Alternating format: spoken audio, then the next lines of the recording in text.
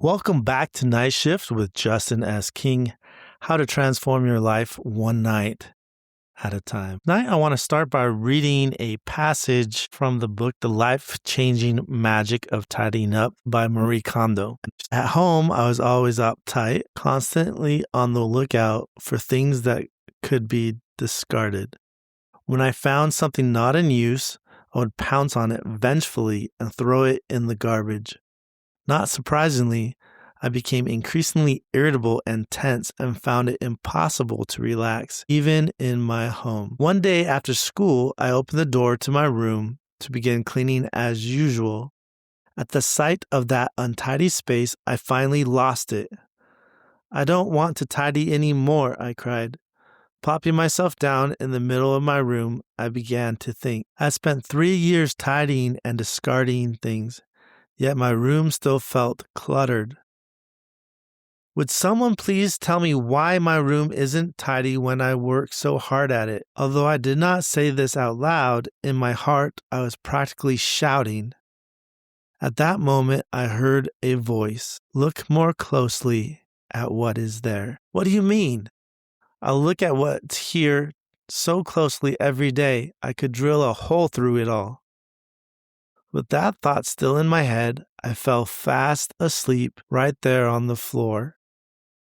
If I had been a little smarter, I would have realized before I became so neurotic that focusing solely on throwing things away can only bring unhappiness. Why?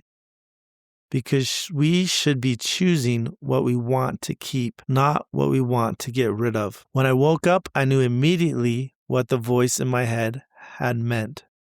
Look more closely at what is there. I'd been so focused on what to discard, on attacking the unwanted obstacles around me, that I'd forgotten to cherish the things that I loved, the things I wanted to keep. Through this experience, I came to the conclusion that the best way to choose what to keep and what to throw is to take each item in one's hand and ask, does this spark joy? If it does, keep it. If not, dispose of it. This is not only the simplest, but also the most accurate yardstick by which to judge. If you haven't read this book or tried the method described in this book for decluttering your house, I highly recommend you check this book out.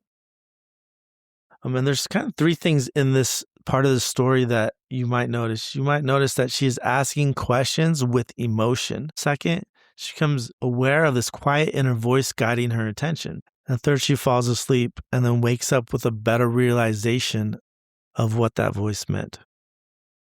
She says when she woke up, she understood what that voice meant more clearly.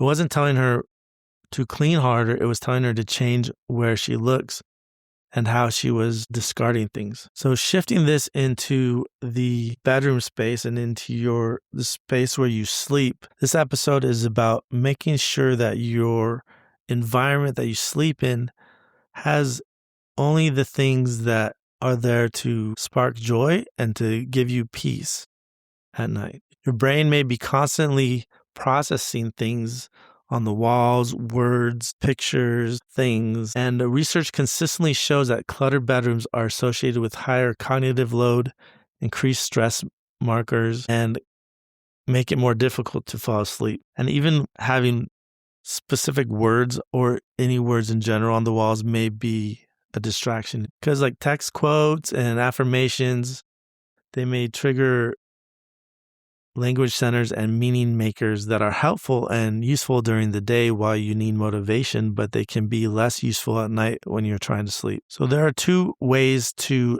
declutter or clean up your bedroom. The first is to just remove a few things each night, 1 to 7 items a night for the next 3 nights from your bedroom. Just notice what doesn't serve the purpose of the room and notice what doesn't give you peace or spark joy.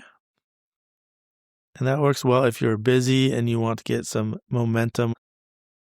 But as Marie Kondo mentions in her book, this approach will rarely get you to the end point of where you want to have a fully tidy room.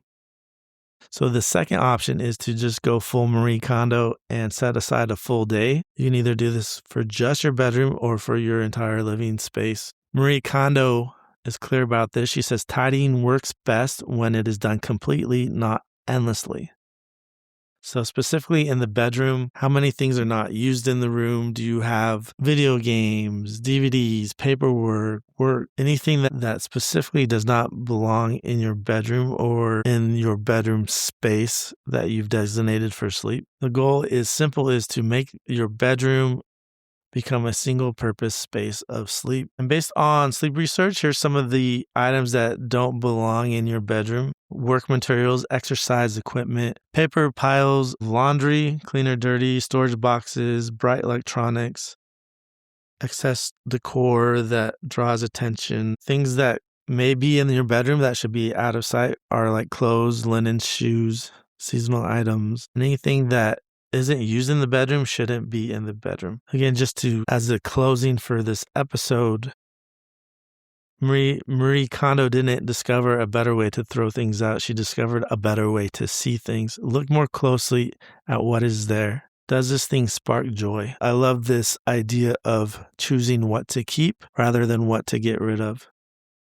When you apply that lens to your bedroom, your sleep will automatically improve because there's less clutter and there's a single purpose of your bedroom. So that's tonight's shift. Put yourself to a challenge to discard some things that don't belong in your room, or to pick a day where you go Marie Kondo and tidy up your bedroom for good. Check out her book, The Life-Changing Magic of Tidying Up. And if you'd like more information on evening routines, you can head over to my website, justinsking.com. My name is Justin S. King, and I help entrepreneurs find peace tonight, tomorrow, and for the rest of their lives through sleep optimization, emotion regulation, and discovering their purpose. Good night.